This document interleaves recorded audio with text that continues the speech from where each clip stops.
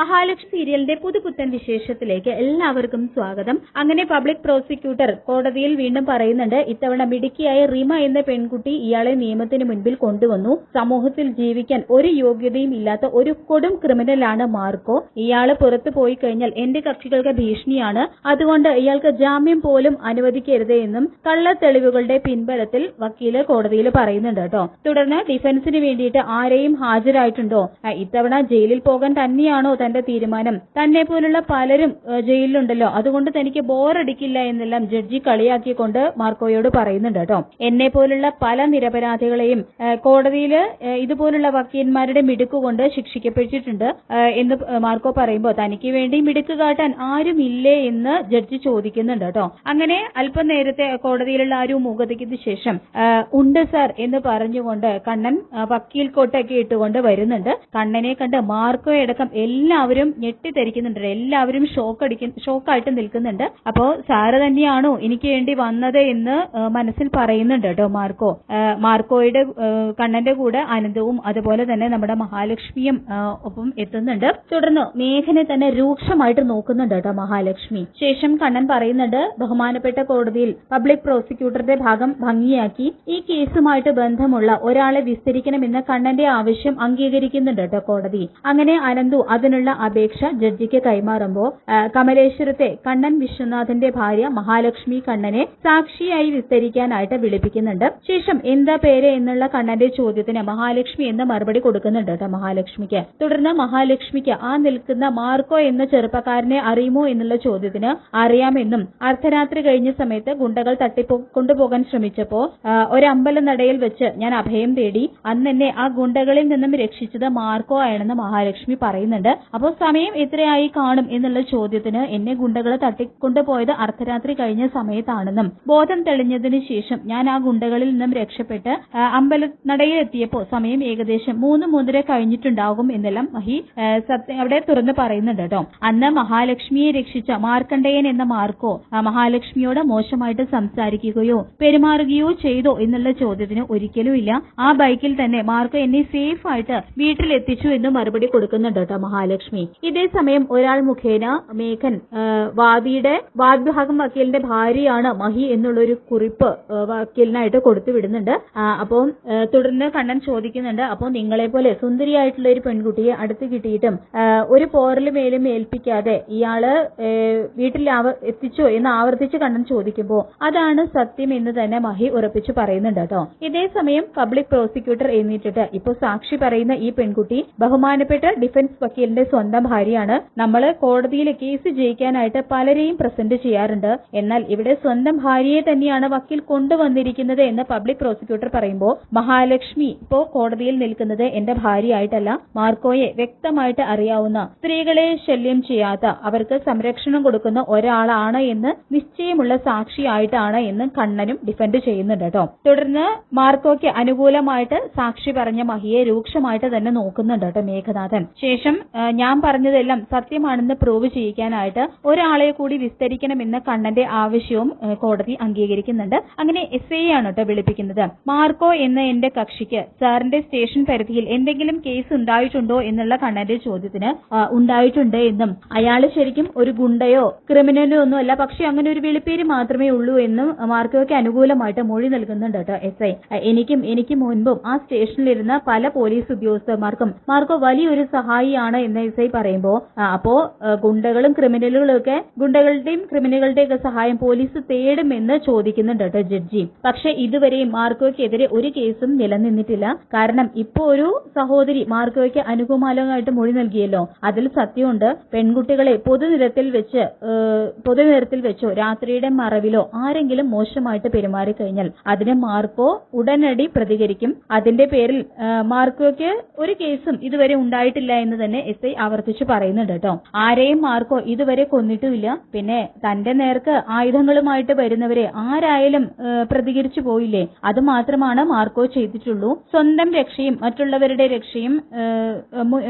രക്ഷയ്ക്കും വേണ്ടിയിട്ട് മുന്നിട്ട് ഇറങ്ങുന്ന ആളാണ് മാർക്കോ എന്ന് SI വീണ്ടും മാർക്കോയ്ക്ക് അനുകൂലമായിട്ട് മൊഴി നൽകുന്നുണ്ട് കേട്ടോ. തുടർന്ന് പിന്നെ എന്തുകൊണ്ടാണ് മാർക്കോയ്ക്കെതിരെ ഇങ്ങനെ ഒരു കേസ് വന്നപ്പോ ഒരു അന്വേഷണം പോലും നടത്താതെ കേസ് ഏറ്റെടുത്തത് എന്ന് കണ്ണൻ ചോദിക്കുമ്പോൾ ഒരു പെൺകുട്ടി പോലീസ് സ്റ്റേഷനിൽ വന്ന് തന്നെ ഒരു ചെറുപ്പക്കാരൻ ആക്രമിക്കാൻ ശ്രമിച്ചു എന്ന് പറഞ്ഞു കഴിഞ്ഞാൽ കേസെടുത്തേ പറ്റൂ എന്ന് പറയുന്നുണ്ട് കേട്ടോ SI. ആ പെൺകുട്ടികളുടെ ഒപ്പം ഈ പെൺകുട്ടിയുടെ ഒപ്പം 2 ചെറുപ്പക്കാരും എത്തിയിരുന്നു.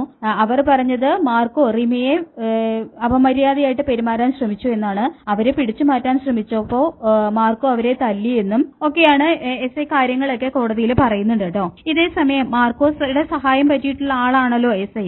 അതുകൊണ്ടാണ് SI അയാൾക്ക് അനുകൂലമായിട്ട് മൊഴി കൊടുക്കുന്നത് എന്ന് പബ്ലിക് പ്രോസിക്യൂട്ടർ പറയുമ്പോൾ നല്ല മറുപടി കൊടുത്ത് ജഡ്ജി തന്നെ കൊടുത്ത് അയാളുടെ ഉത്തരം പൊട്ടിക്കുന്നുണ്ട് കേട്ടോ. തുടർന്ന് മഹാലക്ഷ്മിയിൽ നിന്നും SIയിൽ നിന്നും മാർക്കോ സ്ത്രീകളോട് മോശമായിട്ട് പെരുമാറാത്ത നിരപരാധിയായിട്ടുള്ള ഒരു ചെറുപ്പക്കാരനാണ് എന്ന് വ്യക്തമാണ്. കോടതി മുമ്പിൽ കണ്ണൻ വീണ്ടും മാർക്കോയ്ക്ക് വേണ്ടിയിട്ട് വാദിക്കുന്നുണ്ട് കേട്ടോ. തുടർന്ന് മാർക്കോയ്ക്ക് എതിരായിട്ട് കേസ് കൊടുത്ത ആ പെൺകുട്ടികളെയും ആ പെൺകുട്ടിക്ക് വേണ്ടിയിട്ട് സാക്ഷി പറഞ്ഞ ചെറുപ്പക്കാരെയും ഒരുമിച്ച് വിസ്തരിക്കണം എന്ന കണ്ണന്റെ ആവശ്യവും കോടതി അംഗീകരിക്കുന്നുണ്ട്. അങ്ങനെ അവരെ 3 പേരെയും വിസ്തരിക്കാനായിട്ട് വിളിപ്പിക്കുന്നുണ്ട് കേട്ടോ. ശേഷം 3 ആളും തമ്മിൽ നേരത്തെ പരിചയമുണ്ടോ എന്നുള്ള കണ്ണന്റെ ചോദ്യത്തിന് ഇല്ല എന്ന് മറുപടി കൊടുക്കുകയാണ് കേട്ടോ റിമ.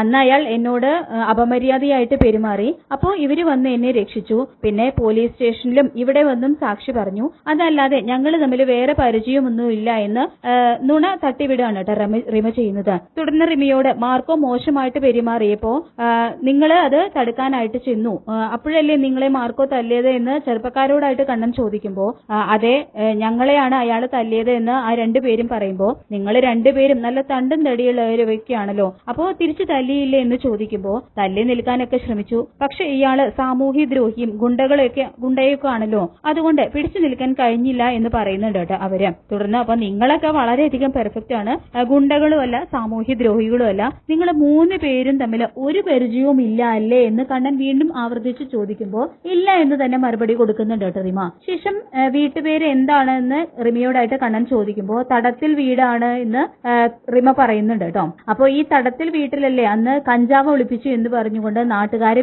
വീട് വളഞ്ഞതും പോലീസ് കേസൊക്കെ ഉണ്ടായത് എന്ന് ചോദിക്കുമ്പോ ഉണ്ടായി എന്ന് തന്നെ വേറെ നിവൃത്തിയില്ലാതെ റിമയ്ക്ക് സമ്മതിക്കേണ്ടി വരുന്നുണ്ട്. അതെന്നെ കള്ളക്കേസിൽ കൊടുക്കാനുള്ള ശ്രമമായിരുന്നു എന്നും പിന്നെ ഞാൻ രക്ഷപ്പെട്ടു എന്നും റിമ പറഞ്ഞ് തടി തപ്പാൻ ശ്രമിക്കുന്നുണ്ട്. അന്ന് റിമയോടൊപ്പം അറസ്റ്റ് ചെയ്തപ്പെട്ടവരിൽ 4-5 ചെറുപ്പക്കാരും ഉണ്ടായിരുന്നില്ലേ എന്ന് ചോദിക്കുമ്പോ ഉണ്ടായിരുന്നു എന്ന് തന്നെ റിമ പറയുന്നുണ്ട് കേട്ടോ. അപ്പൊ ആ കൂട്ടത്തിൽ ഈ നിൽക്കുന്ന 2 പേരും ഉണ്ടായിരുന്നില്ലേ എന്ന് ചോദിക്കുമ്പോ പരിഭ്രമത്തോടെ ഇല്ല എന്ന് മറുപടി കൊടുക്കുകയാണ് റിമ. തുടർന്ന് അപ്പോ റിമയും ഈ നിൽക്കുന്ന ചെറുപ്പക്കാരും തമ്മിൽ ഒരു ബന്ധവും ഇല്ല എന്നാണ് പറയുന്നത്. എന്നാൽ റിമയുടെ വീടായ തടത്തിൽ വീട്ടിൽ നിന്നും മയക്കുമരുന്ന് കണ്ടെടുത്തപ്പോഴും റിമയെ അറസ്റ്റ് ചെയ്യുമ്പോഴും ഈ 5 ചെറുപ്പക്കാരുടെയും കൂട്ടത്തിൽ ഈ 2 പേരും ഉണ്ടായിരുന്നു. അതിന്റെ ദൃശ്യങ്ങൾ അടങ്ങിയ പെൻഡ്രൈവ് അനന്ത് മുഖേന കണ്ണൻ കോടതിയിൽ സമർപ്പിക്കുന്നുണ്ട് കേട്ടോ. ശേഷം മറ്റൊരു കേസിനെ കുറിച്ച് കണ്ണൻ പ്രതിപാദിക്കുന്നുണ്ട്. അതായത് പറവൂരിൽ ശ്രീധരൻ എന്ന ഒരാള് 70 വയസ്സായിട്ടുള്ള ഒരാള് അയാളെ കുറിച്ച് ഓർക്കുന്നില്ലേ എന്ന് ചോദിക്കുമ്പോ ഓർമ്മ വരുന്നില്ല എന്ന് റിമ പറയുന്നതും റിമയ്ക്ക് ഓർമ്മയില്ലായിരിക്കും, പക്ഷെ ആ സംഭവം ഓർമ്മയുള്ള പലരും ഈ നാട്ടിലുണ്ട്. സാധുവായ ആ മനുഷ്യനെ ഹണി ട്രാപ്പിൽ പെടുത്തി ഇഷ്ടം പോലെ പണം തട്ടിയിട്ടില്ലേ, അങ്ങനെ ഒരു കേസ് ഇപ്പോഴും നിങ്ങളുടെ പേരിൽ നിലനിൽക്കുന്നുണ്ട് എന്നുള്ള കണ്ണന്റെ ചോദ്യത്തിന് മുന്നിൽ പെട്ടു പോകുന്നുണ്ട് കേട്ടോ റിമ. അങ്ങനെ സാമൂഹ്യ പ്രവർത്തികൾ നടത്തുന്ന ഒരു പെൺകുട്ടിയെ എന്റെ കക്ഷി പൊതുനിരത്തിൽ വെച്ച് അപമര്യാദയായിട്ട് പെരുമാറാൻ ശ്രമിച്ചു എന്നാണ് പറയുന്നത്. അതുപോലെ ഈ പെൺകുട്ടിക്ക് വേണ്ടി ഇവിടെ സാക്ഷി പറയാൻ വന്ന ഈ ചെറുപ്പക്കാരും ഗുണ്ട ആക്ട് പ്രകാരം പലതവണ ജയിലിൽ കിടന്നിട്ടുണ്ട് എന്ന് പറഞ്ഞുകൊണ്ട് അതിന്റെ പ്രൂഫും കോടതി സമക്ഷം കണ്ണൻ ഹാജരാക്കുന്നുണ്ട്. തുടർന്ന് റോഡിൽ വെച്ച് എന്താണ് യഥാർത്ഥത്തിൽ സംഭവിച്ചത് എന്നതിന്റെ ദൃശ്യങ്ങളും ആ പെൻഡ്രൈവിൽ അടങ്ങിയിട്ടുണ്ട്, അതും കോടതിക്ക് പരിശോധിക്കാം എന്ന് കണ്ണൻ പറയുമ്പോ ജഡ്ജ് അത് ലാപ്ടോപ്പിലിട്ട് അതിന്റെ ദൃശ്യങ്ങളൊക്കെ കാണുന്നുണ്ട് കേട്ടോ. അപ്പൊ റിമയും കൂട്ടാളികളും മേഘനും ഒക്കെ ഇതെല്ലാം കണ്ട് നിന്ന് വിയർക്കുന്നുണ്ട്. അങ്ങനെ ആ ദൃശ്യങ്ങളെല്ലാം കണ്ടതിന് ശേഷം ഇതിൽ മാർക്കോയാണല്ലോ കുട്ടിയെ രക്ഷിക്കുന്നത്, എന്നിട്ട് അവസാനം രക്ഷിച്ചയാൾ പ്രതിയായോ എന്ന് ചോദിക്കുമ്പോ അതാണ് സത്യം, എന്റെ ഭാര്യ ഇവിടെ മാർക്കോയ്ക്ക് അനുകൂലമായിട്ട് മൊഴി നൽകിയത് എന്തോ വലിയ അപരാധമായി പോയി എന്നല്ലേ പബ്ലിക് പ്രോസിക്യൂട്ടർ ഇവിടെ പറഞ്ഞത്. അങ്ങനെ എന്റെ ഭാര്യ മാത്രമല്ല ഇവിടെ പല പെൺകുട്ടികളും വരും മാർക്കോയ്ക്ക് വേണ്ടിയിട്ട് അനുകൂലമായിട്ട് സാക്ഷി പറയാൻ, ഒരുപാട് നിരപരാധികളും വരും. മാത്രമല്ല നിയമ നിയമപാലകനായ SI തന്നെ മാർക്കോയ്ക്ക് അനുകൂലമായിട്ട് മൊഴി നൽകി കഴിഞ്ഞു. മാർക്കോ സമൂഹത്തിന് ചെയ്ത നല്ല കാര്യങ്ങൾ, അതാണ് ഇതിന്റെയൊക്കെ സത്യം. ഇയാൾ ജീവിക്കുന്നത് തന്നെ മറ്റുള്ളവർക്ക് നന്മ ചെയ്യാൻ വേണ്ടി മാത്രമാണ്. എനിക്ക് പോലും അങ്ങനെ ഒരു അനുഭവം ഉണ്ടായിട്ടുണ്ട് എന്ന് പറഞ്ഞുകൊണ്ട് തോമസ് ഡോക്ടറുടെ വീട്ടിൽ വെച്ച് ഗുണ്ട കൊല്ലാൻ ശ്രമിച്ചതും മാർക്കോ തക്ക സമയത്ത് വന്ന് രക്ഷിച്ച കാര്യങ്ങളും കണ്ണൻ അവിടെ പറയുന്നുണ്ട് കേട്ടോ. എന്റെ ഭാര്യയുടെയും എന്നെയും സ്വന്തം ജീവൻ പോലും നോക്കാതെ രക്ഷിക്കാൻ തയ്യാറായിട്ടുള്ള ഈ ചെറുപ്പക്കാരന് ഒരു കാരണവശാലും ശിക്ഷ ലഭിക്കാൻ പാടില്ല എന്നും കണ്ണൻ പറയുന്നുണ്ട് കേട്ടോ. അപ്പൊ കണ്ണന്റെ ആ വാദങ്ങൾ കേട്ട് മനസ്സ് നിറഞ്ഞ് സന്തോഷിക്കുന്നുണ്ട് മഹി. ഇയാൾ സമൂഹത്തിൽ ജീവിക്കേണ്ട ഒരാളാണ് എന്ന ഉത്തമ ബോധ്യം ഉള്ളതുകൊണ്ട് മാത്രമാണ് ഇത്രയും വർഷങ്ങൾക്ക് ശേഷം ഞാൻ വക്കീൽ കോട്ട് അണിഞ്ഞ് ഇവിടെ വന്നത്. നിയമത്തിന്റെ വഴിക്ക് പോകണം. നിരപരാധികളായിട്ടുള്ള ആരും ശിക്ഷിക്കാൻ പാടില്ല. പ്രത്യേകിച്ച് മാർക്കോയെ പോലെ ഒരാൾ ഇയാൾക്കെതിരെ കള്ള കേസുകൾ ഉണ്ടാക്കി കള്ളം പറഞ്ഞ് തെറ്റ് ചെയ്ത് കെണിയിൽപ്പെടുത്താൻ ശ്രമിച്ചവർക്ക് തക്കതായ താക്കീതും ശിക്ഷയും നൽകണം. അതുകൊണ്ട് എന്റെ കക്ഷിയെ നിരപരാധികം വിട്ടയക്കണമെന്നും കോടതി മുൻപാകെ മാർക്കോയ്ക്ക് വേണ്ടി കണ്ണൻ വാദിക്കുന്നുണ്ട് കേട്ടോ. അങ്ങനെ എല്ലാത്തിനും ഒടുവിൽ പബ്ലിക് പ്രോസിക്യൂട്ടർ ഇവിടെ സമർപ്പിച്ച കാര്യങ്ങളെല്ലാം, തെളിവുകളെല്ലാം തെറ്റാണെന്ന് കോടതിക്ക് ബോധ്യമായിട്ടുണ്ട്. അതുമാത്രമല്ല സമൂഹത്തിന് നന്മ ചെയ്യുന്ന ഒരു ചെറുപ്പക്കാരനാണ് മാർക്കോ എന്നും കോടതിക്ക് മനസ്സിലായി. സാഹചര്യ തെളിവുകളുടെയും സാക്ഷിമൊഴികളുടെയും അതെല്ലാം അതിലേക്കാണ് വിരൽ ചൂണ്ടുന്നത്. അതുകൊണ്ട് കള്ളക്കേസിൽ കുടുക്കാൻ നോക്കിയ മാർക്കോ എന്ന മാർക്കണ്ഡേയനെ കോടതി നിരപരാധികം വിട്ടയക്കുന്നു എന്നുള്ള ഒരു വിധിയാണ് കേട്ടോ ജഡ്ജി പ്രസ്താവിക്കുന്നത്. ഇത് കേട്ട് കണ്ണനും മഹാലക്ഷ്മിയും അനന്തവും മാർക്കോയടക്കം എല്ലാവരും മനസ്സ് നിറഞ്ഞ് സന്തോഷിക്കുന്നുണ്ട്. അങ്ങനെ വിധി കേട്ടതിന് ശേഷം മാർക്കോയാണെങ്കിൽ മേഘനെ തന്നെ തറപ്പിച്ചൊരു നോട്ടം നോക്കുന്നുണ്ട്. നിനക്ക് വെച്ചിട്ടുണ്ട് എന്നൊരു ഭാവത്തിൽ നോക്കുന്നുണ്ട് കേട്ടോ. അപ്പൊ പബ്ലിക് പ്രോസിക്യൂട്ടർ ആണെങ്കിൽ നാണം കേട്ട് ഉടനെ തന്നെ അവിടെ നിന്ന് സ്ഥലം വിടുന്നുണ്ട്.